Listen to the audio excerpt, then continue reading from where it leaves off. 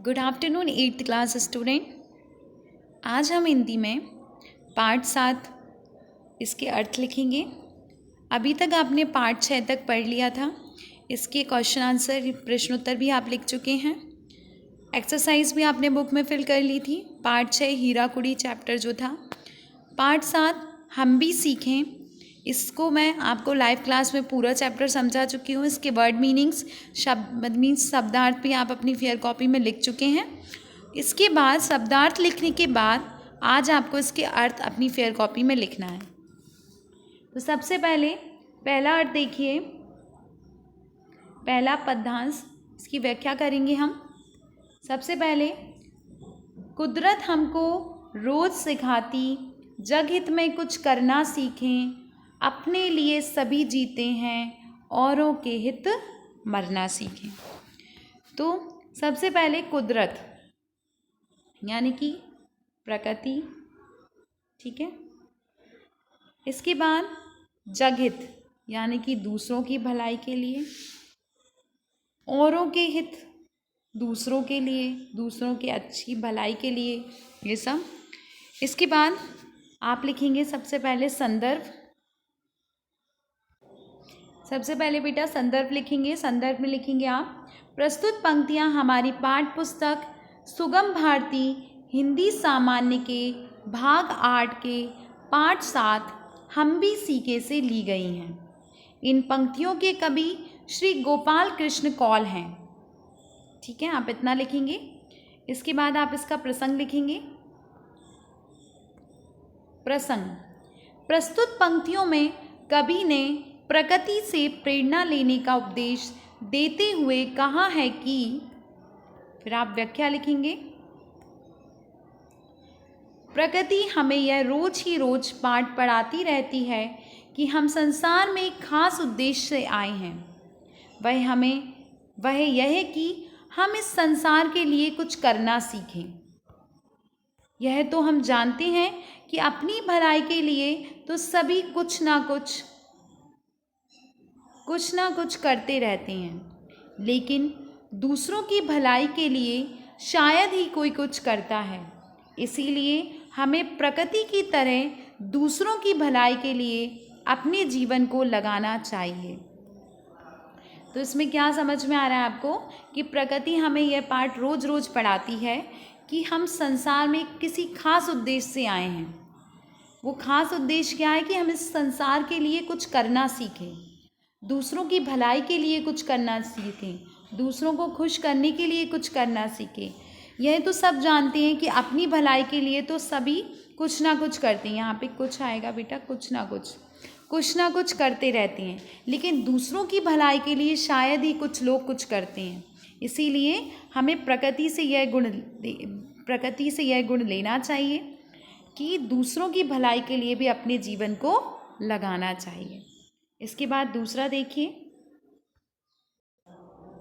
दूसरा पद्यांश देखिए बेटा। सूरज हमें रोशनी देता, तारे शीतलता बरसाते, चांद बांटता अमृत सबको, बादल बरसा जल दे जाते। जुगनू ज्यों थोड़ा थोड़ा ही, अंधकार हम हरना सीखें।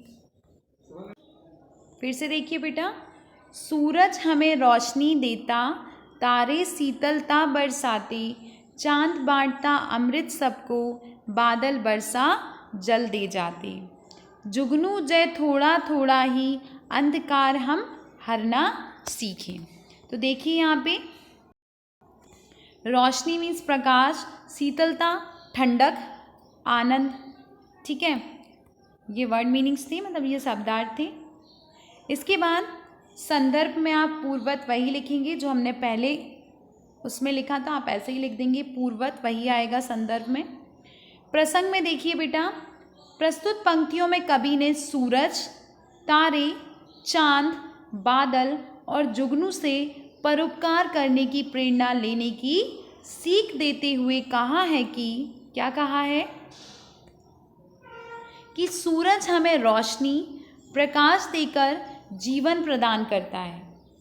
सूरज क्या करता है? हमें रोशनी और प्रकाश देकर जीवन प्रदान करता है। तो तारे हमें शीतलता प्रदान यानी ठंडक प्रदान करते हैं। इसी प्रकार चांद अपनी किरणों से हमें अमृत प्रदान करता है। तो बादल जल ही जल बरसा कर हमारी आवश्यकताओं को पूरा करते हैं। और जुगनू भले ही थोड़ी थोड़ी और कहीं कहीं रोशनी करता है, फिर भी वह अंधकार को दूर करने में लगा ही रहता है। इस प्रकार प्रकृति के इन स्वरूपों से प्रेरणा लेकर हमें भी परोपकार करना सीखना चाहिए। क्या करना सीखना चाहिए? परोपकार करना सीखना चाहिए। इसके बाद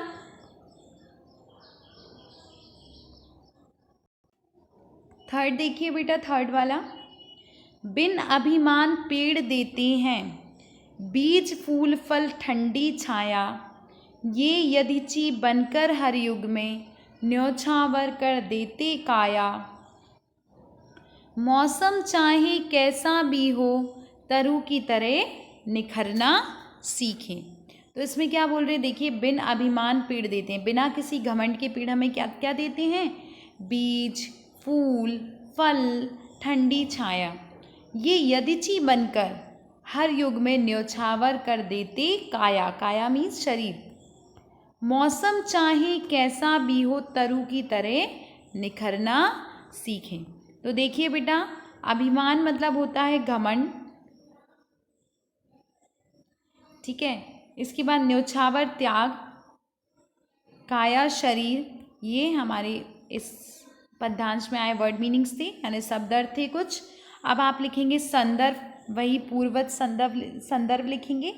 इसके बाद प्रसंग में लिखेंगे। देखिए बेटा, प्रसंग में प्रस्तुत पंक्तियों में कवि ने प्रकृति की ही बिना किसी घमंड करके परोपकार करने की सीख देते हुए कहा है कि हम यह रोज देखते हैं कि पेड़ पौधे बिना किसी घमंड के हमें बीज, फूल और फल देते रहते हैं। आपने अक्सर देखा होगा कि बिना किसी घमंड के पेड़ पौधे, आप देखते हैं कि पेड़ पौधे हमें बिना किसी घमंड के बीज, फूल, फल सब देते हैं। यही नहीं, वे बड़ी सुखद ठंडी छाया भी देते हैं, बहुत ठंडी छाया भी देते हैं।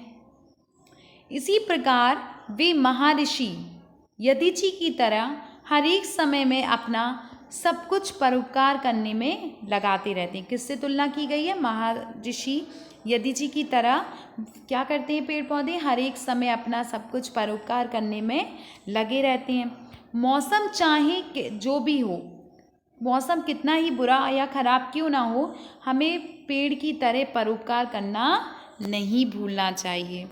आया समझ में? इसके बाद फोर्थ वाला देखिए, गहरी नदियाँ, निर्झर नाले, निर्मल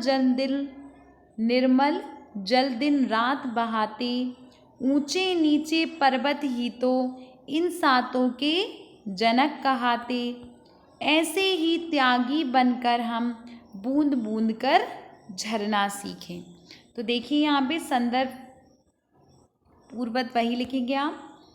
इसके बाद इस पद्यांश में कुछ मीनिंग्स आए, तो देखिए उनका मतलब, निर्झर यानी झरने, निर्मल यानी स्वच्छ और साफ, स्रोतों यानी झरनों, जनक यानी पिता, जन्म देने वाला जिसको हम जनक कहते हैं। तो देखिए यहाँ पे सबसे पहले संदर्भ देखिए, पूर्वत वही आएगा। प्रसंग में देखिए, प्रस्तुत पंक्तियों में कवि ने गहरी नदियों, नालों और झरनों के त्याग को बतलाते हुए कहा है कि बड़ी बड़ी नदियाँ, नाले और झरने रात दिन दूसरों के लिए ही साफ और सुंदर जल बहाते रहते हैं। इनको जन्म देने वाले बड़े बड़े ऊंचे ऊंचे पर्वत ही तो हैं। इनकी तरह त्यागी बलिदानी बनकर हम दूसरों को सुख और जीवन देने के लिए अपने जीवन रस की एक एक बूंद को टपकाते रहना चाहिए। तो क्या समझ में आया आपको इससे? जो बड़ी बड़ी नदियाँ, नाले और झरने जो दिन रात दूसरों के लिए ही साफ और सुंदर जल बहाते रहते हैं। इनको जन्म देने वाले कौन हैं? ऊंचे ऊंचे पर्वत। इनकी तरह त्यागी बलिदानी बनकर हम दूसरों को सुख और जीवन देने के लिए अपने जीवन रस की एक एक बूंद को टपकाते रहना चाहिए। इसके बाद देखिए 5वां देखिए, सबका पालन करने वाली, अन्न उगाती धरती प्यारी, उथल पुथल खुद ही सह लेती, महकाती जीवन फुलवारी, जीवन देती प्राण वायु वन, चारों ओर विचरना सीखें। तो देखिए यहाँ पे सबसे पहले उगाती मतलब पैदा करती, उथल पुथल उलट पुलट या हेर फेर, महकाती सुगंध देती, प्राणवायु संजीवनी, विचरना यानी घूमना फिरना। तो आप संदर्भ में वही पूर्वत वही लिखेंगे।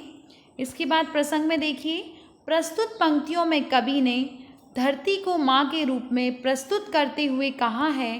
किसके रूप में प्रस्तुत किया है? धरती को माँ के रूप में प्रस्तुत करते हुए कहा है कि धरती सचमुच प्यारी माँ की तरह है। यह सबका पालन पोषण करने के लिए तरह तरह के अनाज को पैदा करती है।